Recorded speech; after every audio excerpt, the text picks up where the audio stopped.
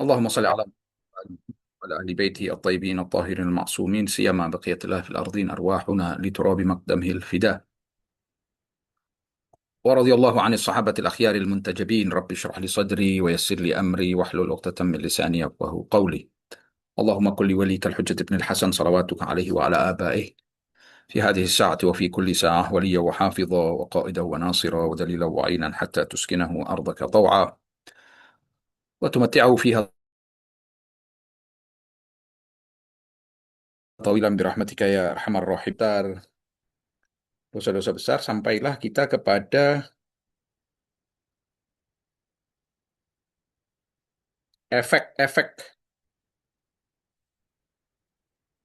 duniawi dan ukhrawi daripada dosa-dosa besar, kita katakan, dan kemudian kita setelah itu membahas seputar masalah syafaat, bahwa hakikat syafaat itu adalah rahmat atau pengampunan dari Allah Subhanahu wa taala melalui sejumlah manusia yang telah diutamakan oleh Allah Subhanahu wa taala. Maka sudah barang tentu yang dikejar dalam proses syafaat itu selain pengampunan oleh Allah SWT adalah kembalinya umat manusia ini kepada orang-orang yang telah ditentukan tersebut. Dan kemudian kita katakan bahwa syafaat ini akan berkena kepada orang-orang yang pada saatnya nanti di hari kiamat di padang mahsyar mereka masih menjaga keimanan. Walaupun mereka itu terkena dosa besar dan mereka itu di dalam buku amalannya tidak bersih dari dosa besar, tapi keimanan masih tersisa. Jadi keimanan dan adanya dosa besar ini menyebabkan orang-orang itu untuk layak kemudian mendapatkan syafaat. Dan sudah kita jelaskan bahwa problemnya itu kalau orang mau mengandalkan syafaat di hari kiamat, dia masih harus berkaitan dengan alam barzakh dan siksaan di sana. Dan itu merupakan hal yang besar. Urusan musibah duniawi saja seorang manusia itu tidak mampu, berat, tidak sesuai dia dengan siksaan. Manusia itu sesuai dan kompatibel dan didesain dan dirancang oleh Allah SWT, diciptakan untuk menerima kenikmatan. Derita sedikit itu tidak senang manusia, apalagi kalau derita berat di alam barzakh. Bagi pula dosa-dosa yang bertumpuk itu bisa malah merenggut keimanan itu sendiri. Akibatnya tidak saja dia lepas dari dosa-dosa alam barzakh, dia pun tidak akan mendapatkan syafaat disebabkan karena iman sudah tidak lagi ada. Itu bahayanya. Maka cara yang sebenarnya adalah dari dunia ini seorang manusia itu taat kepada aturan-aturan dan batasan-batasan Allah Subhanahu wa taala. Menundukkan kehendak hawa nafsu demi kehendak Allah Subhanahu wa taala. Dalam kesempatan kali ini insya Allah kita akan lanjutkan dengan tolok ukur dosa besar. Apa yang membedakan satu dosa itu dengan dosa lain? Kenapa yang satu besar, yang satu bukan dosa besar?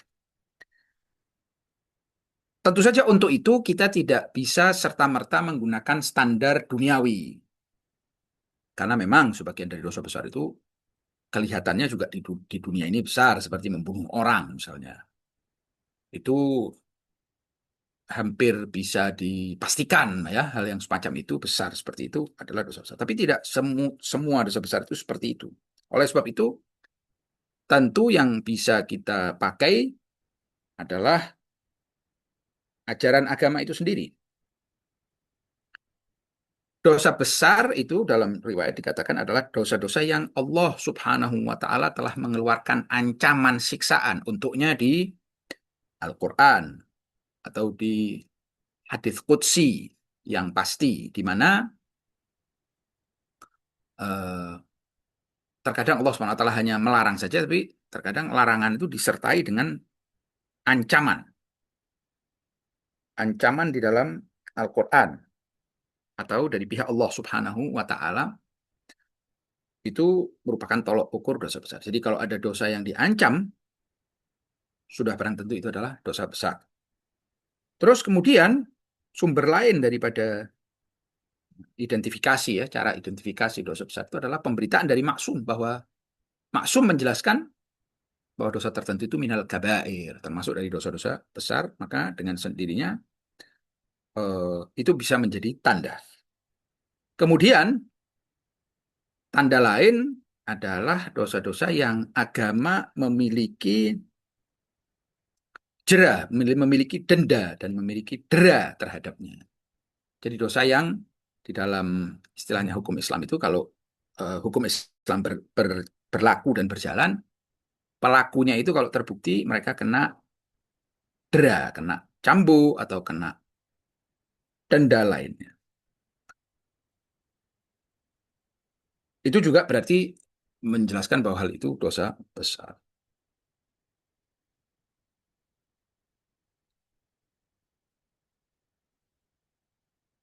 Maka dari situ kita dapat kalau di dalam syariat ini ada beberapa dosa besar. Kenapa kok tidak pasti jumlahnya itu?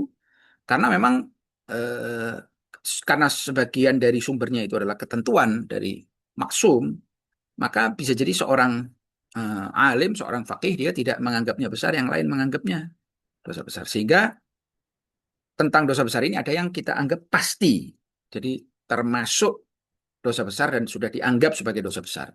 Itu saja. Lebih daripada itu kita tidak mampu. Jadi kita membahasnya hanya yang sudah ma'ruf dan sudah terkenal, sudah umum sekali bahwa itu adalah dosa besar. Maka dengan ini insya Allah kita masuk ke dalam pembahasan dosa-dosa besar. Sebelum kita masuk, kita ulangi lagi ya. Sejauh ini yang kita bahas pertama itu hakikat manusia itu adalah pilihannya dan pilihan yang muncul di dalam kepercayaannya, tindakannya, sifat-sifatnya. Dan kemudian hakikat penghambaan itu adalah tujuan utama penciptaan itu adalah rahmat Allah Subhanahu wa taala.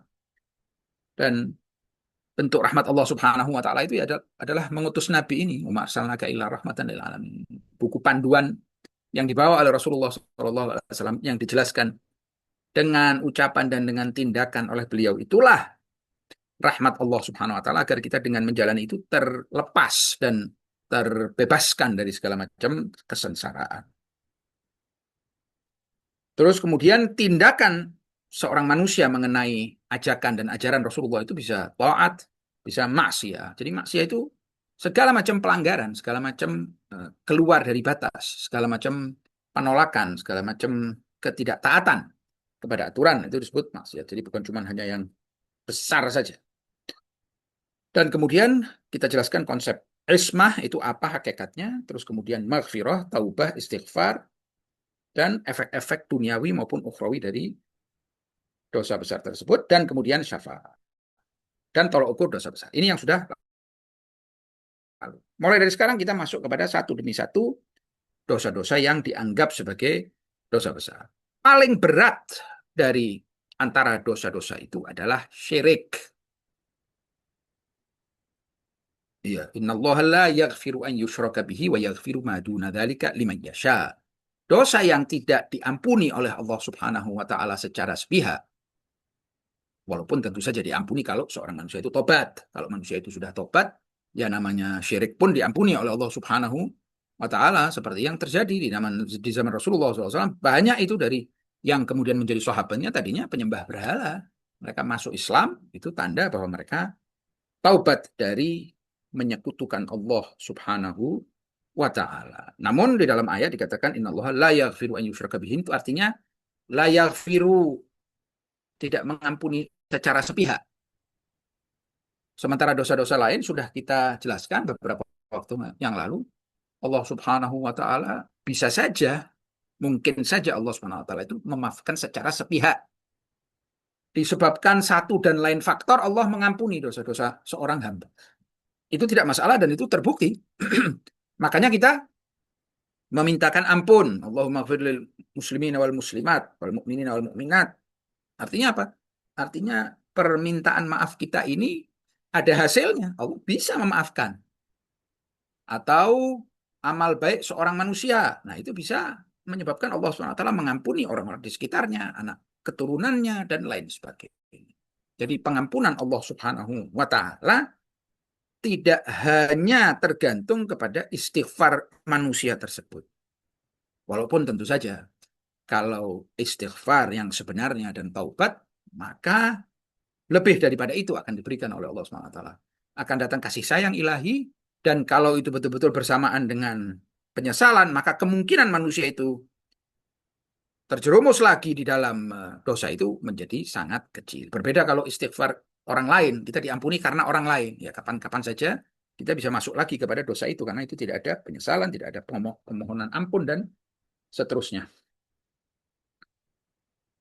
Namun dari seluruh dosa yang bisa diampuni oleh Allah Subhanahu wa taala, syirik tidak termasuk di dalamnya.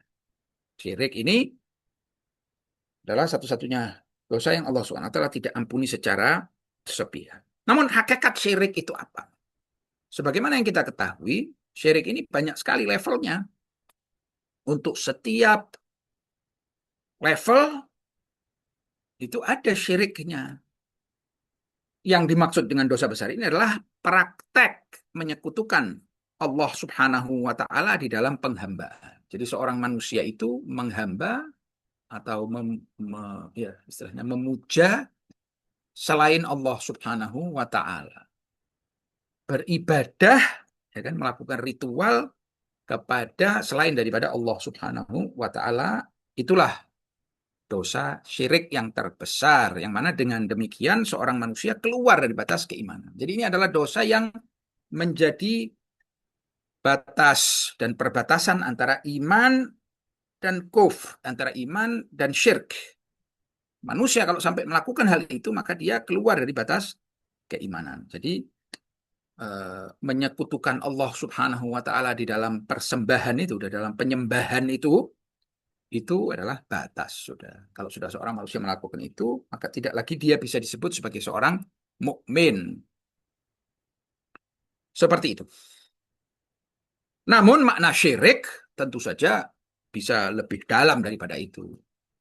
Yang mana sampai pada level tertentu itu segala pengakuan, segala kekhawatiran, jadi efek-efek tertutup daripada keimanan itu pun tidak boleh siapapun disekutukan dengan Allah Subhanahu wa taala.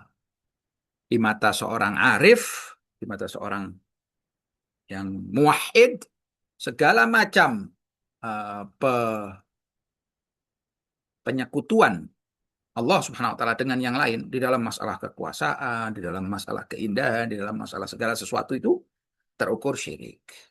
Tapi itu bukanlah syirik yang dianggap sebagai dosa besar tersebut. Dan itu bukanlah syirik yang mengeluarkan seseorang dari batas keimanan. Itu hanya menyebabkan orang itu tidak bisa sampai kepada level selanjutnya daripada keimanan ataupun tauhid. Intinya, sebagaimana banyak hal, syirik termasuk hal yang punya derajat-derajat. Derajat paling bawahnya itu adalah kalau sampai seorang manusia menyembah selain Allah Subhanahu wa taala, menyekutukan selain Allah Subhanahu wa taala di dalam masalah penyembahan. Seperti yang dilakukan oleh orang-orang dengan berhala, dengan apa saja yang sampai kepada batas seperti itu. Walaupun naudzubillah itu bisa perlahan-lahan merayap di dalam hati seorang mukmin.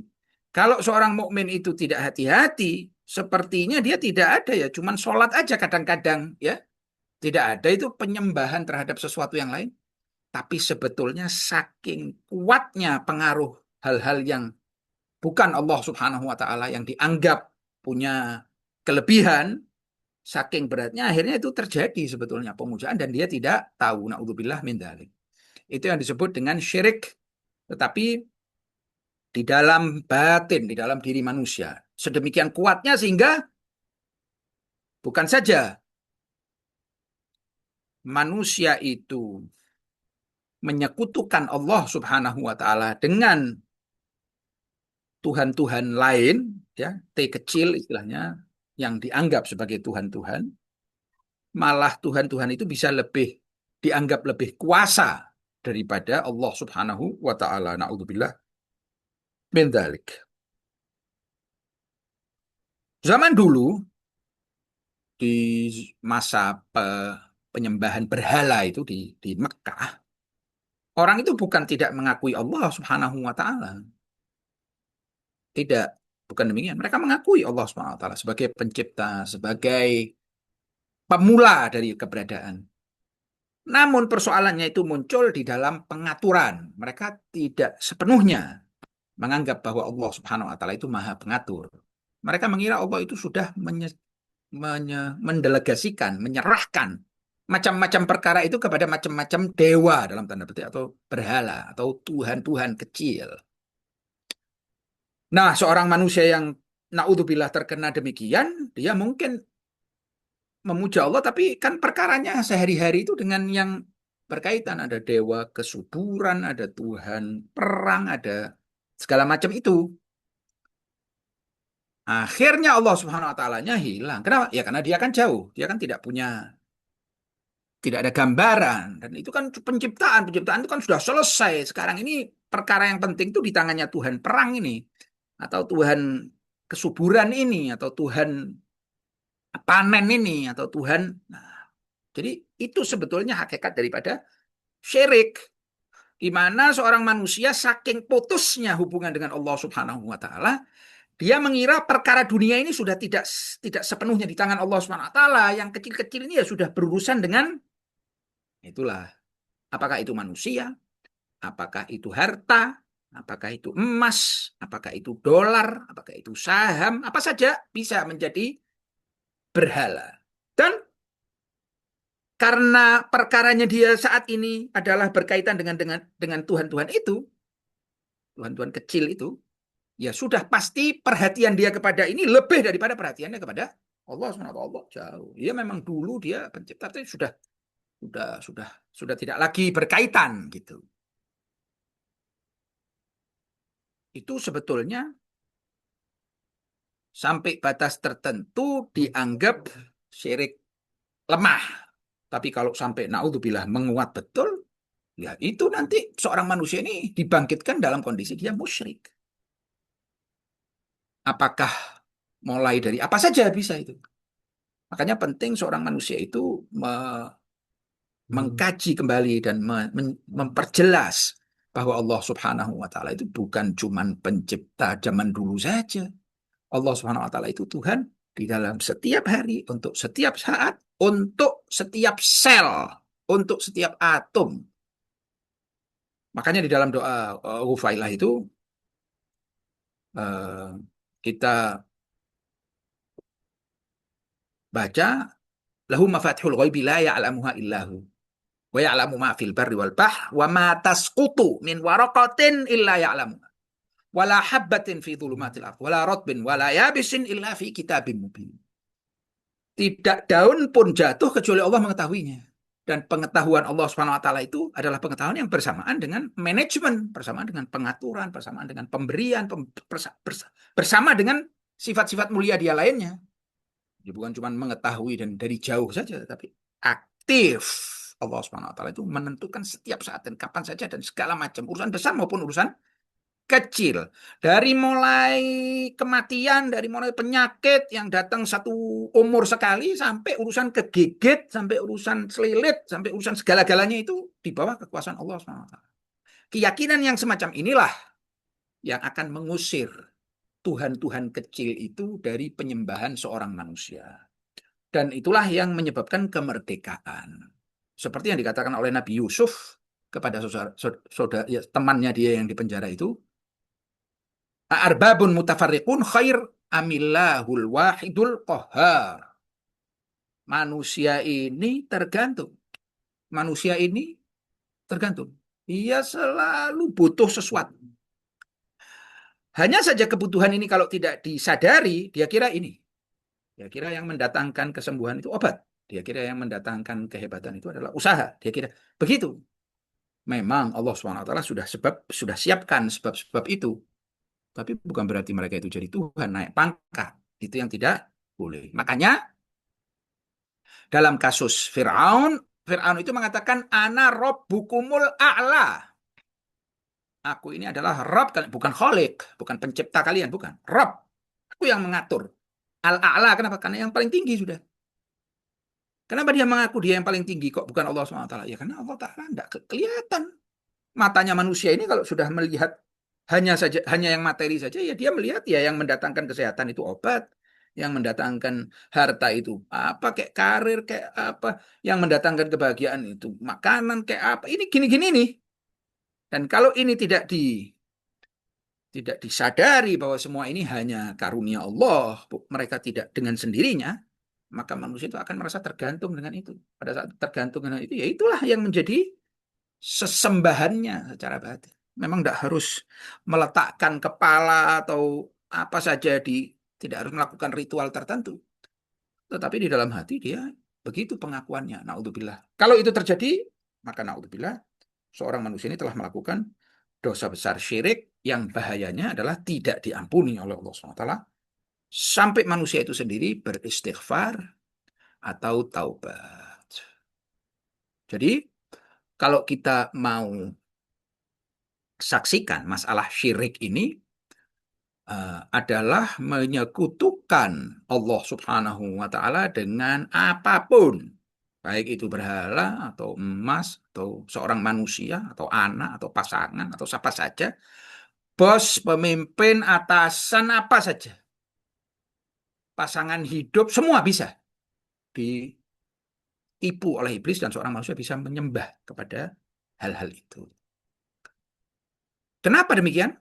Karena butanya seorang manusia dengan hakikat bahwa Allah Subhanahu wa taala itu hadir. Kalau dia tidak bisa melihat kehadiran Allah Subhanahu wa taala dalam segala hal, dalam segala perkara, besar ataupun kecil, perlahan-lahan Tuhan yang tidak nampak itu dilupakan, tanda petik, yakni Allah Subhanahu wa taala yang maha kuasa itu. Dan mulailah dia tunduk dan menyembah kepada Tuhan, tapi T kecil ya, huruf kecil, Tuhan kecil, yang kecil-kecil ini, yang dianggap sebagai sumber kebaikan.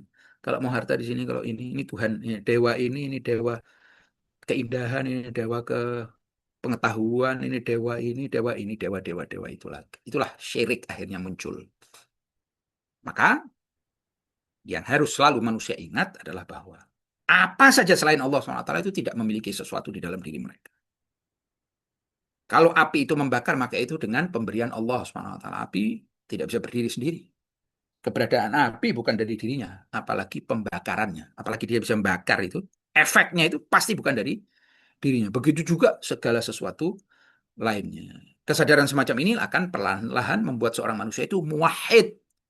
Tahu bahwa Tuhan itu yang sesungguhnya, yang layak untuk menjadi sesembahan, yang layak untuk ditaati itu cuma satu, yaitu Zat Maha Suci Allah Subhanahu wa taala yang mencakup seluruh sifat kesempurnaan tanpa sedikit pun kekurangan. Maka datanglah kemudian iyyaka na'bud. Iyyaka na'bud. Hanya kamu, ya Allah.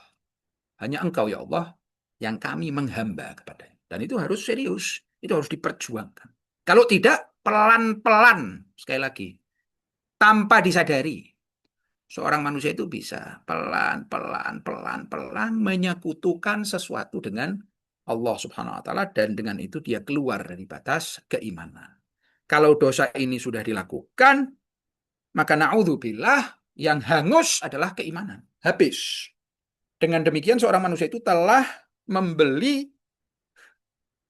kesengsaraan abadi dari mulai kematian sampai akhir nanti karena syirik.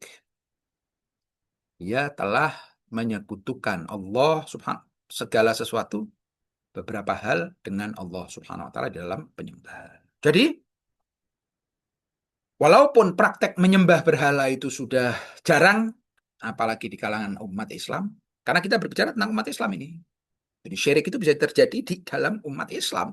Kalau tidak dia tidak dilarang gitu kan, bukan merupakan dosa besar, ini urusan orang lain. Tapi di antara umat Islam ini syirik itu bisa dengan mudah terjadi pada saat seorang manusia begitu pandangannya. Bahwa kalau dia mendapatkan sesuatu, ini sebab terdekatnya ini, as-sababul qarib ini dianggap sebagai ini yang datang. Orang kalau bawa harta, nah ini dewa harta ini. Ini dewa keselamatan, ini dewa-dewa itu. Walaupun tidak demikian ya, tidak pakai judul itu. Iblis tidak perlu itu judul-judul. Tidak perlu kita mantra-mantra memuja dewa tertentu, tidak perlu. Dengan hati saja itu. Makanya di dalam ajaran Islam itu kita disuruh membaca surat Al-Fatihah yang di dalamnya iyyaka na'bud wa iyyaka nasta'in. Iyyaka di depan itu artinya hanya kepadamu. Ya Allah, kami menghamba dan hanya kepadamu kamu memohon pertolongan. Karena memang manusia itu membutuhkan pertolongan dalam apapun di dalam hidupnya ini, dia itu tergantung oleh segala-galanya. Dikatakan bahwa sel otak itu kalau sampai 6 detik terputus oksigen buat dia, habis dia hancur. Itu saking lemahnya ini. Itu otak ya yang merupakan kendali kehidupan ini. Dan dalam segala sesuatu, bukan saja dalam kehidupan duniawinya saja, dalam segala sesuatu manusia itu butuh pertolongan. Ketergantungan kepada pertolongan ini, kalau terus terputus, dia kira yang menolong dia itu adalah A, B, C, yang membuat dia kuat itu adalah harta, posisi, dan lain sebagainya, ya dia pasti akan nyembah itu. Tidak ada urusan dengan Allah SWT. Ta'ala. Apa itu? Jauh, dia tidak ada faedahnya apa-apa. Yang apa sekarang? Allah SWT faedahnya. Ini hujan, hujan dari awan, dari perputaran bumi. Nah, bumi disembah. Matahari itu yang dan terus begitu. Itu adalah sumber syirik di mana seorang manusia lupa bahwa Allah Subhanahu wa taala itu bukan saja menciptakan terus meninggalkannya dia berjalan begitu saja, tidak ada yang mandiri di dunia ini. Keberadaan setiap hal itu didapatkan setiap saat dari Allah Subhanahu wa taala. Ibaratnya segala sesuatu itu di dalam keberadaan seperti corong yang mengaliri, yang dialiri oleh air hujan. Pada saat hujannya berhenti ya air yang turun dari corong itu, dari mizab kalau dalam bahasa Arab itu, yang itu dijadikan sebagai perumpamaan di dalam kehidupan. Kita lihat bahwa ini banyak betul ya air yang jadi seakan-akan itu kaya dengan air itu. Salurannya hujan itu kan. Padahal itu sebetulnya dapat dari hujan. Kalau hujannya berhenti ya dia juga langsung miskin. Begitu juga keberadaan kita ini seakan-akan ini semua tidak demikian. Saat tidak dikehendaki lagi ya pada saat itu kita hilang. Kalau kesadaran itu muncul, maka walaupun kita mendapatkan segala sesuatu karunia Allah Subhanahu wa taala itu dari sumber-sumbernya dan dari jalur-jalurnya, tapi kita tidak pernah lupa, tidak pernah terbuai untuk menyembah dalam tanda petik tentunya ya. Sekali lagi, menyembah itu bukan dengan ritual tertentu atau gerakan-gerakan tubuh tertentu atau bacaan-bacaan. Hati, di mana Anda tunduk, di mana Anda takut, di mana Anda berharap, yang maksimal itu disebut dengan penghambaan. Iyaka na'bud. Hanya kepadamu lah ya Allah. Gitu. Menghamba. Jadi intinya, ringkasnya, pembahasan kita di kesempatan kali ini adalah membahas tentang syirik. Syirik itu dosa terbesar. Kenapa? Karena tidak ada pengampunan sepihak. Kalau mau diampuni, harus kita memohon ampun dan harus kita tobat. Tidak mau lagi menjalankan itu. Sadar kita, eling. Sadar bahwa tidak ada sesuatu datang dari sesuatu kecuali dari Allah Subhanahu wa taala. Tidak ada. Tidak kebaikan, tidak keburukan juga. Tidak, la yamliku li nafsihi naf'an wala dharran. Tidak ada sesuatu itu bisa membahayakan kita sehingga kita takut kan akhirnya. Kecuali itu dengan izin Allah Subhanahu wa taala. Itu hakikat daripada iman yang sesungguhnya. Karena apa? Karena pelan-pelan kalau itu dibiarkan, naudzubillah, takutnya hati ini nanti condong kepada yang dekat. Condong kepada yang dekat ini nanti akhirnya dijadikan sebagai dewa ini, naudzubillah. Dan dengan itu pelan-pelan seorang manusia itu terjerumus kepada kesyirikan. Ya, menyekutukan Allah Subhanahu wa taala. Hakikatnya syirik adalah menyekutukan sesuatu, segala sesuatu dengan Allah. Dan biasanya kalau sudah syirik terjadi, porsi kepedulian kepada selain Allah itu lebih besar. Karena lebih dekat. Karena bisa kita, sementara Allah Subhanahu wa taala itu kan ghaib al-mutlaq. Dia tidak terlihat. Kekuasaannya itu harus disadari dengan akal. Jadi dalam doa sobah kita mengatakan, qaruba min khataratil dhunun wa ba'uda an lahadhatil uyun.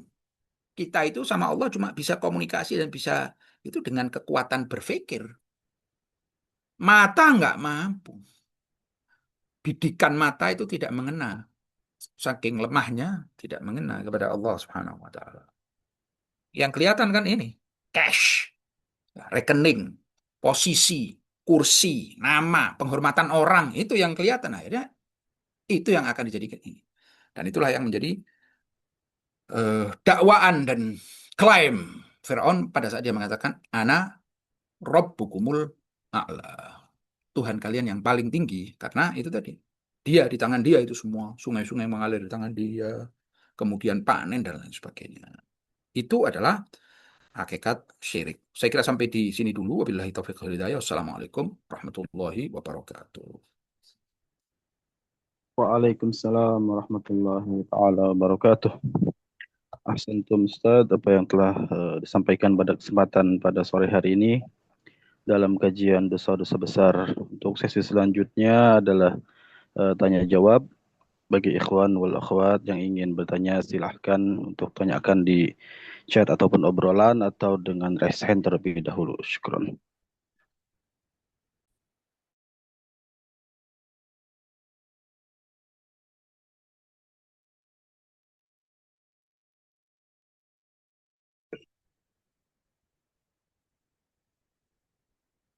Assalamualaikum Ustadz. Assalamualaikum Ustadz. Waalaikumsalam warahmatullahi wabarakatuh. Saya mau bertanya Ustadz, Ya, silakan. ya tentang syirik. Ya, Bagaimana supaya kita terhindari dari syirik, syirik-syirik kecil. Terima kasih Ustadz. ya, sama-sama. Tadi juga sudah dikatakan bahwa salah satu dari kiat kita untuk menghindari syirik yang kecil tersebut, yang takutnya perlahan-lahan dia merenggut keimanan, itu adalah kesadaran bahwa yang dekat ini itu bukan segala-galanya. Yang saya maksud dengan dekat ini, yaitu yang kita dapatkan ini, ya kan? Misalnya yang mengenyangkan kita, oh itu hidangan makanan. Hidangan makanan ini jangan dilihat dengan sendiri dia. Dia bukan siapa-siapa, dia bukan apa-apa. Dia hanya saluran rahmat Allah Subhanahu wa taala. Allah lah yang mengenyangkan. Allah lah yang mengobati, Allah lah yang memberi proteksi, Allah lah yang dan begitu juga bahaya yang bisa terjadi itu datangnya dari Allah Subhanahu wa taala. Api membakar, bumi apa namanya? Bergerak dan lain sebagainya. Kesadaran ini benteng yang utama agar supaya kesadaran ya, bukan pengetahuan. Bukan saja pengetahuan, kesadaran. Karena lawannya kesadaran adalah kelalaian. Kalau orang sudah lalai ya lupa dia. Nanti diingatkan, loh Allah SWT maha kuasa. Oh iya betul. Tapi dalam periode waktu yang lama Allah Ta'ala itu maha kuasa itu lalai dia. Jadi kesadaran terhadap kekuasaan, kemahakuasaan Allah SWT dan segala-galanya itu segala-gala yang kehebatan, asma jamaliyah dan jalaliyahnya itu, sifat-sifat keindahan dan sifat-sifat keagungan Allah SWT itu semuanya masih milik dia, itu tidak diserahkan kepada pihak tertentu dan Allah kemudian pensiun, itu gambaran yang salah itu. Kalau kita kira begitu, dan sumber dari segala macam syirik itu adalah itu, bahwa perkiraan, anggapan bahwa Allah SWT itu maha pencipta, sudah, tapi dia habis gitu, baru kemudian Allah SWT itu setelah itu memandatkan segala-galanya. Ya, ada deputi-deputinya yang ngurus. Tidak. Allah SWT sendiri berulang kali dalam Quran mengatakan apa namanya makna yang bahwa selalu aktif. Kulla yaumin huwa fi sya'n. Allah Ta'ala itu ya fa'alun lima yurid. Wa huwa ala kulli syai'in qadir. Itu ingin mengingatkan dan menyadarkan manusia bahwa dia, nah, pemikiran semacam ini lebih cocok dengan fitrah manusia yang memang mencari sesuatu yang paling kuasa dan maha kuasa, satu hal yang juga pada puncak kekuasaan, juga pada puncak keindahan, juga pada puncak kekasih sayang, dan juga pada puncak keagungan, kemuliaan, dan seterusnya. Itu yang memang itu yang dikejar oleh fitrah manusia ini. Dan dengan sendirinya insya Allah kalau kesadaran itu hadir, maka syirik pun akan hilang dan sirna. Pertanyaan selanjutnya, apakah dosa syirik tergantung pada makam pengetahuan dan spiritual kita seperti mencari perhatian kepada manusia alih-alih kepada Allah SWT? Kalau masih pada level level awalnya itu masih tidak disebut sebagai dosa besar syirik yang kita bahas. Itu awal-awalnya. Memang harus sebaiknya dihilangkan gitu kan. Di dalam makam apapun seorang manusia harus menghindari itu syirik. Kalau sudah segala-galanya itu adalah Allah SWT, itu kebahagiaan yang paling hakiki. Di situ runtuh segala macam kecemasan, was-was, kemudian cemas, kemudian takut, kemudian tidak ada itu. Kecewa dan lain sebagainya tidak ada. Dan itu kan yang dicari oleh manusia kan sesungguhnya itu yang dia cari. Dia kira dengan mobil baru, dengan TV, dengan ini, dengan segala macam itu dia bisa dapatkan. Padahal sebetulnya yang dia cari sesungguhnya itu adalah relasi itu, menyambung itu, takorup kepada Allah Subhanahu wa taala. Ya, tapi yang dimaksud dengan dosa besar ini kalau sudah overwhelm. Ini sudah betul-betul ini. Walaupun dia tidak pernah kalau diwawancari apakah Anda menyekutukan sesuatu dengan Allah? Na'udzubillah. Tapi sebetulnya di dalam sehari-hari ini kalau dia perhatikan pikirannya, kekhawatirannya, aspirasinya itu bukan Allah SWT dan bukan zat maha suci Allah SWT. Tapi ya perkara-perkara itu, hal-hal itu. Itu yang membolak-balikkan hatinya. Na'udzubillah min dzalik. Ya. Ya, akibatnya bukan perhatian kepada manusia saja, perhatian kepada macam-macam, kepada harta, kepada kedudukan, kepada kursi, kepada orang zaman dulu juga jarang yang menyembah manusia, menyembah berhala, ya. Patung itu. Na'udzubillah min dzalik. Jadi seperti itu. Apakah tidak khusyuk dalam sholat atau ketika sholat dapat diartikan bahwa kita menuhankan pekerjaan anak atau hal-hal lain yang sering mengganggu pikiran kita? Antara kepedulian yang, antara distraksi, antara perhatian yang terpecah dengan apa yang Anda sebut tadi, menuhankan itu ada gap. Jadi tidak semua alih perhatian sama dengan kita menuhankan, tidak. Tapi tentunya awal-awal dari menuhankan itu ya itu. Pada saat kita harus menghadap kepada Allah, pada saat kita harusnya fokus kepada Allah, kita pikiran kemana-mana. Itu langkah-langkah awal yang harus dicegah supaya tidak makin kuat, makin kuat, makin kuat. Akhirnya naudzubillah dengan sendirinya hati kita itu memang condong dan menghamba kepada selain Allah. Allah SWT itu kosong, tidak hadir dia. Hanya di kesadaran kognitif saja, hanya di dalam pemikiran saja. Tuhanmu siapa? Allah. Ada itu aja. Apa itu? Tuhanmu Allah itu apa maksudnya? Kalau kepedulian kita, perhatian kita, kewaspadaan kita, kekhawatiran kita, ketaatan kita, pemujaan kita kepada selain. Repot kita mau menafsirkan bahwa itu adalah menyembah Allah Subhanahu wa taala. Jadi seperti yang saya katakan tadi, ada batas akhir, naudzubillah, dan itu sekali lagi jalannya pelan-pelan. Iblis dan bala tentaranya, syayatin itu paling pandai di dalam pelan-pelan, dalam sedikit demi sedikit, di dalam menjalankan sesuatu manusia sendiri tidak sadar kalau tidak betul-betul dia mengukur dirinya dan dia menghisap dirinya, memperhitungkan dirinya. Ya kan? Hasibu qabla an tuhasabu. Coba kalian perhitungkan diri kalian sebelum kalian nanti dihitung. Harus. Kalau muhasabah itu ada, insya Allah baru manusia itu bisa ketemu. Na'udzubillah. Oh, kita ini ternyata begitu. Jadi sekali lagi antara mengganggu pikiran sampai menuhankan ini proses yang lumayan. Tapi tidak boleh kita abaikan, tidak boleh kita anggap remeh karena perjalanan itu bisa cepat. Pokoknya iblis itu jalan dengan tidak sadar kita.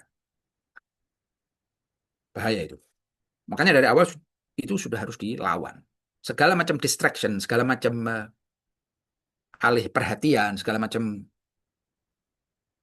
distraction. Ya. Hal yang membuat kita tidak lagi perhatian kepada yang sesungguhnya itu namanya, ya, itu harus kita hilangkan supaya hatta takuna a'mali wa auradi kulluha wirdan wahid. Jadi semuanya itu cuma mengarah kepada Allah SWT. Amalan kita, ibadah kita, duduk kita, berdiri kita itu fokusnya kepada Allah SWT. Dan itu sebetulnya kebahagiaan yang sejati yang dicari oleh semua manusia dalam segala hal itu. Yang salah alamat itu. Dia mencari ke kiri, ke kanan, naik, turun, ke barat, ke timur, utara, selatan. Dia mau putar-putar itu kan dia cari kebahagiaan itu. Dan itu ada pada saat seorang manusia bersih dirinya, kalbunya, dan perhatiannya kecuali dari zat maha suci Allah SWT, sang maha indah, sang maha kuasa, dan seperti itu. Jadi itu sebetulnya. Jadi Allah SWT antipati sama syirik ini karena itu adalah bahaya paling berat. Kalau sudah seorang manusia itu tergantung kepada selain Allah, ya dia habis dia. Ya, naudzubillah. Mengatakan atau berkata, ya kalau bukan karena jasa si A, ya fulan, nanti bisa begini begitu. Nah, di sini ada sesuatu yang lain. Subhanallah, ya memang beragama ini kalau sudah sampai pada level-level ini ya perlu perhatian memang. Di mana Allah Subhanahu wa taala itu memerintahkan kita untuk berterima kasih kepada hamba.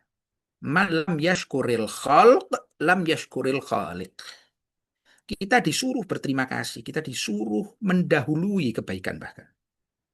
Kalau ada pemberian, ada jasa itu kita harus mengakui. Tidak bisa pada saat kita dapat dari orang kita bilang, kita tabok orangnya, kamu bukan siapa-siapa. Kamu bukan, hanya Allah. Tidak betul juga itu. Jadi dua hal yang berbeda antara tindakan kita dengan arah hati. Tindakan dan arah hati. Tindakan kita ya berterima kasih. Terima kasih, ya kan, berbuat baik. Apalagi kalau kita bisa mendahului kebaikan. Harus kita dahului. Kalau orang berbuat baik, ya kita harus balas dengan baik. Hal jazaa'ul ihsan illa ihsan, betul. Itu semua tindakan. Tapi yang tidak boleh itu adalah di dalam hati, di mana kita melihat fulan ini sebagai, misalnya, takutnya kalau sudah sampai di situ, takutnya itu nanti perlahan-lahan dia akan menumpuk menjadi syirik itu tadi. Tapi bukan berarti kalau kita fokus hanya kepada Allah itu berarti selain Allah ini tidak kita indahkan. Tidak, ini semua ada memang. Sebab akibat masih harus dicari. Masih harus kewajiban itu Allah wajibkan kita. Apa? Anda mau punya harta? Ya bismillah, cari. Dengan cara-cara yang halal. Mau kenyang, ya mari makan. Mau pandai, belajar. Itu caranya Allah SWT. Tapi sambil belajar, Anda jangan mengira ya ini, karena belajar jadi pintar. Anda ketahuilah bahwa semua itu adalah tatanan yang Allah SWT ciptakan, bukan di luar kekuasaan Allah Subhanahu wa Ta'ala. Seperti itu kira-kira. Jadi bukan berarti kalau kita menyembah Allah SWT berarti kita menjadi orang yang tidak peduli dengan masyarakat, tidak bisa terima kasih, tidak punya wajah baik kepada orang. Tidak, itu semua ada aturannya, ada tata caranya. Seorang mukmin itu adalah wajah yang berseri-seri. Wajahnya itu senyum. Tidak, kesedihannya simpan pada dirinya sendiri. Kepada orang dia kelihatan senang dan bahagia. Itu semua berdasarkan aturan Allah SWT.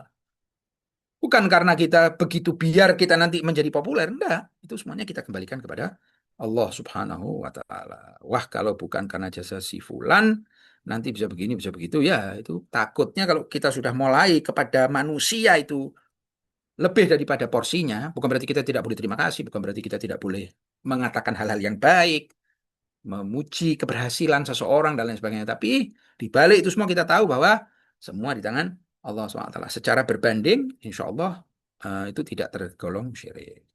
Ciri-ciri dan contoh-contoh perbuatan kita sehari-hari bahwa aspirasi kita sudah bukan lagi dari atau kepada Allah SWT dan Tuhan-Tuhan kecil ini seperti harta kalian tempat kerja. Apakah kalau kita melakukan pelanggaran karena kita takut dilihat oleh Allah? Ya, betul. Tanda-tandanya adalah kita mulai aturan mereka, tata cara mereka lebih tinggi daripada aturan Allah SWT.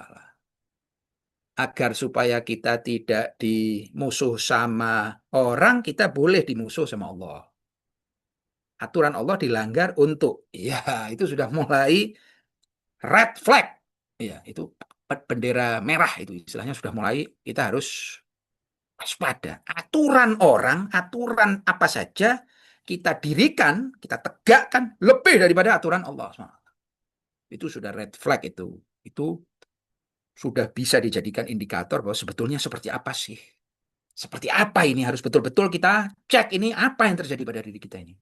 Serius enggak? Jadi kita harus mengherdik dan mempertanyakan itu kepada diri kita sendiri. An-nafsul lawamah dalam diri kita itu, diri yang istilahnya, diri yang mencela itu harus kita hidupkan. Di dalam diri kita ini, sebagaimana ada nafsul ammaroh yang mengajak kita kepada keburukan, ada nafsul lawamah yang mempertanyakan, kamu ini gimana? Itu harus kita jalankan. Betul serius nyembah Allah atau sudah enggak lagi nih? Gitu.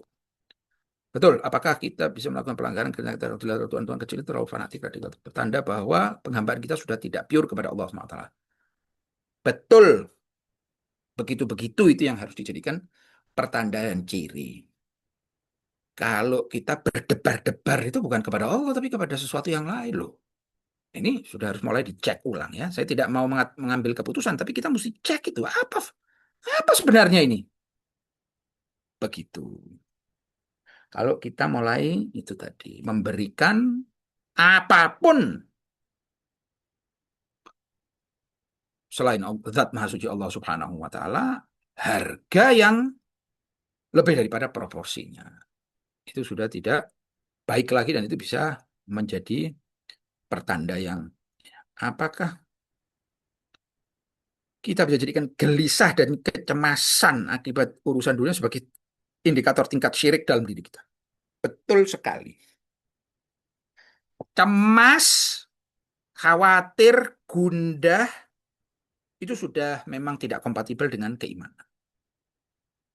Dengan adanya itu berarti kita masih belum masuk kepada iman yang level di mana Allah Subhanahu wa taala ini yang megang segala-galanya. Jadi tidak usah khawatir. Bukan berarti Anda tidur-tiduran ya dalam hidup ya. Tetap Anda punya tugas, punya. Tapi menjalankan itu semua tidak boleh disertai dengan dan puncak tertingginya adalah memang itminan. Di mana keimanan itu pada saat bersemayam di dalam kalbu seorang hati, ketentraman lah. Ala bidzikrillahi tatmainnul qulub itu bukan cuma zikir subhanallah, subhanallah, subhanallah, tapi mengingat itu tadi sadar kepada Allah Subhanahu wa taala dan sifat-sifatnya, ya hati pasti mantap lah. Cuma akan menikmati saja. Hati itu akan hanya bahagia saja. Dunia dan akhirat. Tapi semua itu kehidupan yang sempit dan benci dan marah dan tidak rasa tidak enak itu semuanya itu akibat dari lemahnya iman. Bisa dikatakan seperti itu. Ya, seperti itu. Ya, gelisah dan cemas akibat urusan dunia sebagai indikator tingkat tauhid syirik dalam diri kita. Ya. Tapi sekali lagi ini bukan senjata kita atau pegangan kita untuk bermalas-malas. Kan tenang aja, semua Allah. Artinya apa? Artinya Anda ber- tidak perlu bertindak dengan tidak perlu berikhtiar dan bertindak dengan kapasitas yang cukup. Tidak perlu belajar, tidak. Kenapa? Karena Allah. Oh, enggak betul. Enggak perlu usaha. Kenapa? Karena Allah. Wah, itu enggak benar. Itu penyelewengan itu. Yang tidak boleh itu ngandalkan. Tapi kalau kita jalankan itu keharusan dari Allahnya sendiri. Allah sendiri itu mendidik kita dengan jalur-jalur itu. Walaupun semua kekuasaan di tangan dia, tapi itu yang dia maunya begitu. Dia mau kita untuk itu, untuk cari, untuk memohon kepada Allah itu dengan jalur-jalur yang telah dia siapkan. Tapi sekali lagi, jalur-jalur itu tidak memberikan dengan sendirinya. Iya. Kalau sudah tidak ada pertanyaan lagi, mari kita akhiri kebersamaan kita ini dengan memohon kepada Allah Subhanahu wa taala agar masalah tauhid ini yang begitu besar, karunia Allah Subhanahu wa taala yang begitu luar biasa ini jangan